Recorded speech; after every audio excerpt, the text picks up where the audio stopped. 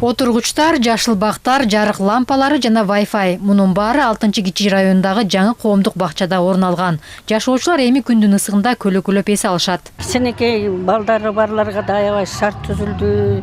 Кары картан кишилерге даябай жакшы шарт түзүлдү. Неберелерибиз менен келип кетишинде келип эс алатабыз. Рахмат. Гүл бакчаны Бишкек шаардык мэриясы менен меценат Нариман Кыбыраев биргелешип көрктөндүрдү. Мэрия 2,5 миллион сомго жарыктандырып көчөттөрдү отургузган. Биздин Бишкек асфальт сервис жакшынакай тротуарлар салып бердик. Зелен Кош тарабынан 75 миң сомго бак тараптар тигилип, кара топурактар тигилип, көк чөптөр тигилди да. Ошол эки жактан биригип жакшынакай сквер пайда болду. Бул эми шаарлыктарга шарт, балдарыбызга шарт. Сквердин ачылышына Ушул-Кичи районунда өткөн Нариман Кыбыраевдин да салымы чоң. Ал өз чөнтөгүнөн 3 миллион сом каражат чыгарып, 24 таштанды челекти автоматтык сугаруу тутумун киргизип, акысыз Wi-Fi орноткон. Ал эми Гүлзарга шаар бийлиги менен макулдашып, атасы Эдилбек Кыбыраевдин ысмын ыйгарышты. Ушул жер өзү эскизный проектиси даяр жер экен.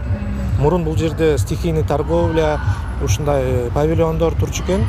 Анан ошолордун баарын мэрия алып берди. Анан биз көрктөндүрүп, ушу брусчаткаларын, скамейкаларын, фонарларын баарын коюп берди. Мындай аракеттер Бишкектин мурунку калыбына келтирүү акциясынын негизинде ишке ашууда. Анда кала тургундары 2000ден ашык бактардын көчөттөрүн өздөрү сатып алып отургузушкан. Шаар бийлиги аллеяны майрамдык салтанат менен ачып, кызыл тасмасын кести. Бул кала тургундары жана коноктору үчүн жагымдуу окуялардан болуп калды. Ал эми Гүлзар, Борбордун Сухэ-Батыр жана Юнус Алиев көчөлөрүнүн кесилишинде жайгашкан.